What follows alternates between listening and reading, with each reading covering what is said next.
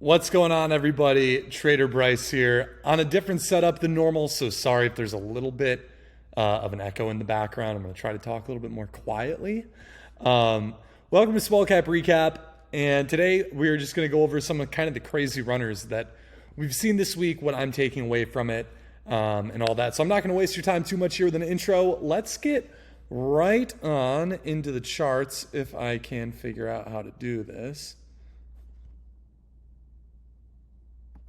Nice. There we go. And I believe we are now popped down a bit. Oh, I can actually draw on that. That's fun. I'm using a new system too. I'm going to go over here. Let's start with ICCT for the day because this was just a crazy runner. And I can move myself. Whoa. So cool. So ICCT gaps up yesterday. This is an OTC merger. They merged, became a NASDAQ company, halted down the other day. Let's go to a 10-day chart so you can see this a bit better.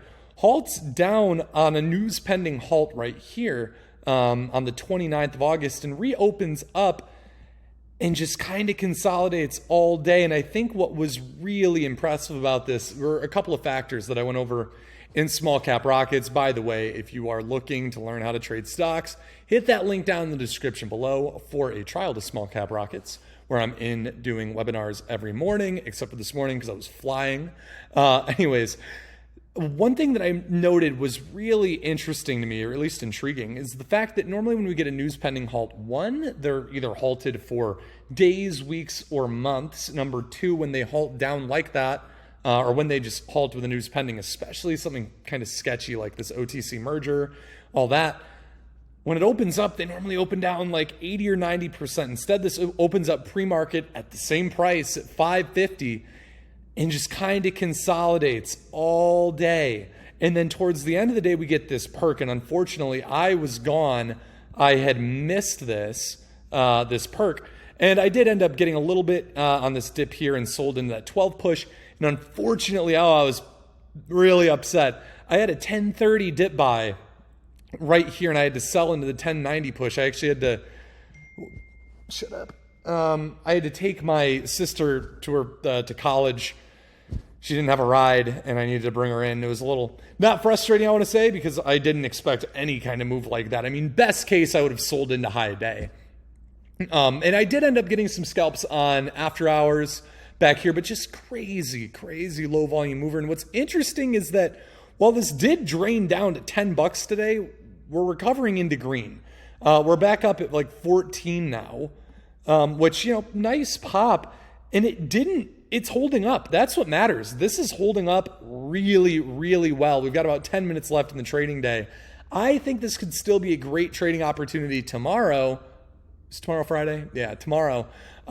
We're still up 10% today. It did go slightly red, but I mean, it's still green. It's up from where this run happened. What's really intrigued me about this dip, and I know I was talking about that news pending halting down.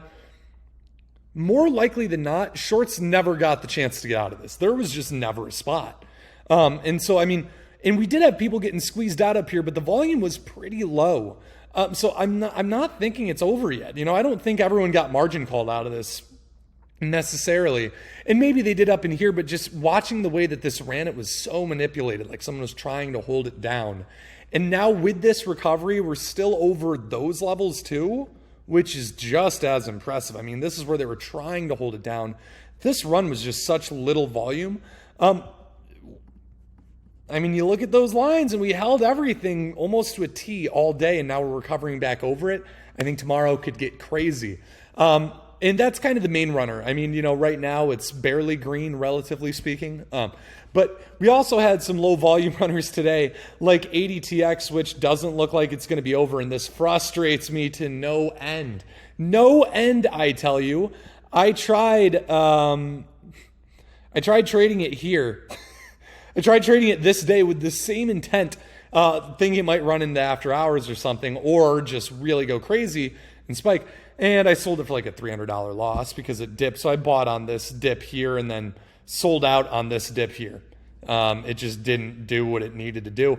And so then yesterday it perked again, and I was intrigued, but then it just drained out and did nothing all day. And I was like, well, whatever. And I was flying today. Like I said, I was just traveling today. And not that I would have traded it. There is no volume on this. Like, this is an untradeable stock. But man, I wish it had done it when I had bought back here. But that's just seemingly always how it works. And even still, that was just me trying to get, like, almost anticipate the volume coming in from there. I was expecting basically the same thing that happened here, the dip and then recovery. It just didn't have enough time to do that when I bought in. So, it's interesting to see these. It's fun. This could keep running, but there's no volume. So avoid these things like the plague. You do not want to get caught. And I say avoid it like the plague as it's halted up 500%. But again, if you have more than a couple hundred shares, you're screwed. You're screwed. If you buy too high, you're dumped on. If you buy too low, you're probably just not buying the right spot. They're tough to trade, but fun to watch. Pardon me. SQL, reverse split stock. Just did a reverse split and opened up here at like $15. So, it's really not that impressive. It's not actually up 4,000% today in another case of just very low volume, but you can't deny, it ran over 100% in a matter of a couple of minutes after that split, just from 16 you're up to 22, but again, just very, very, very difficult to trade.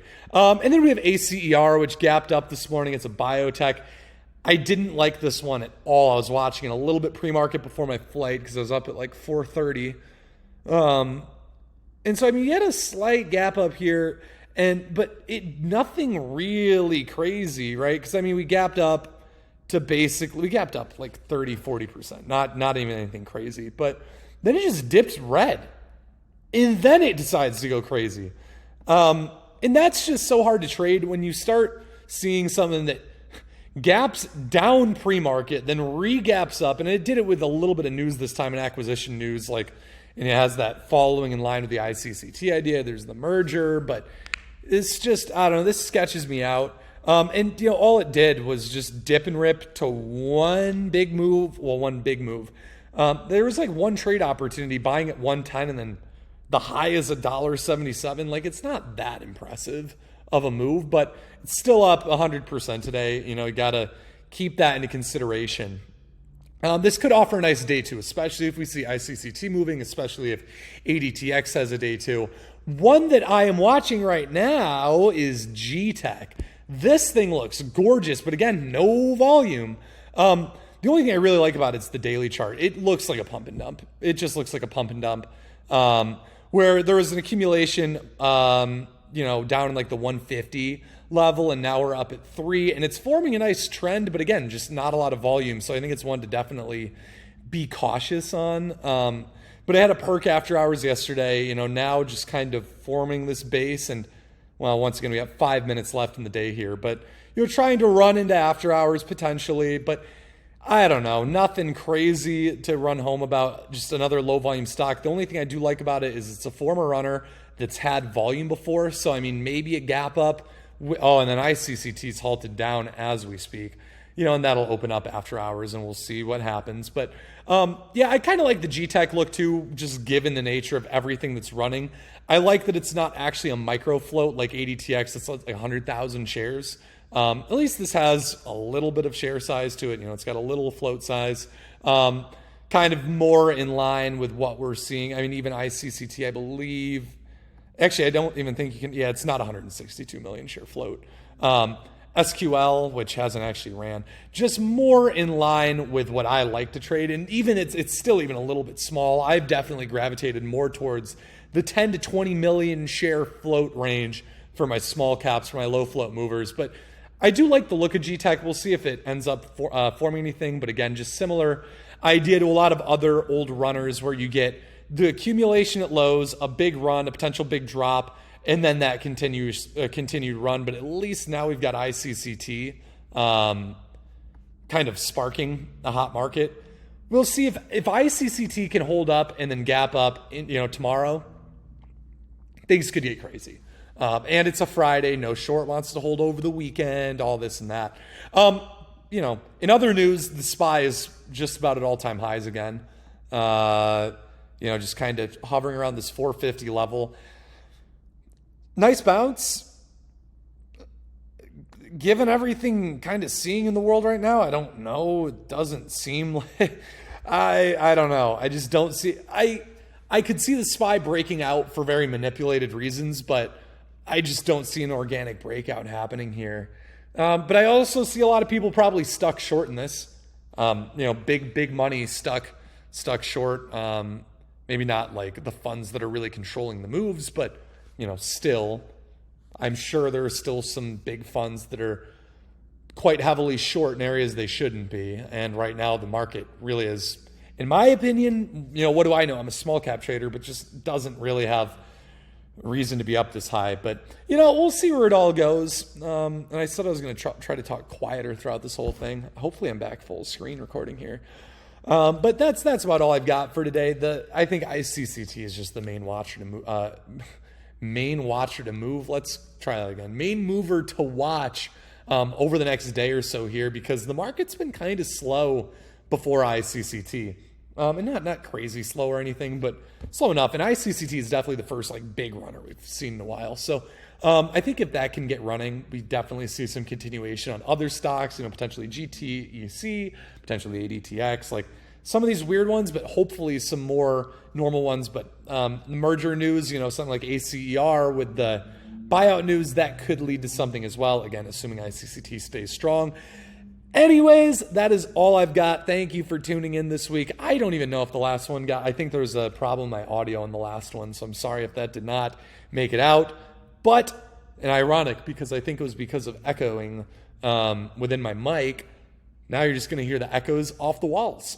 So thank you guys for joining. Like I said, I will see you back here next week. Let me know how you've been trading this week down in the comments below. And like I said, there is a link in the description for a trial to Small Cap Rockets, where I'm in there just about every morning, going live, trading, and in chat a lot throughout the day too, just answering questions, helping you out, trying to make you a better trader. Thank you guys. I will see you in the next Small Cap Recap. Have a great rest of your week, and have a great weekend too. Peace. I hope you guys enjoyed this video, and thank you so much for being a part of the Stocks to Trade family. We just hit 100,000 subscribers, but our goal by the end of this year is to get 150,000 new family members a part of our channel. So if you haven't already, be sure to hit that like button, comment down below, hit the subscribe button, and maybe even turn on your post notifications. We cannot do this without your guys' support. So thank you so much. And if you want to see more of what we're doing, again, hit that subscribe button, hit that like button, and comment down below. We'll see you in the next video.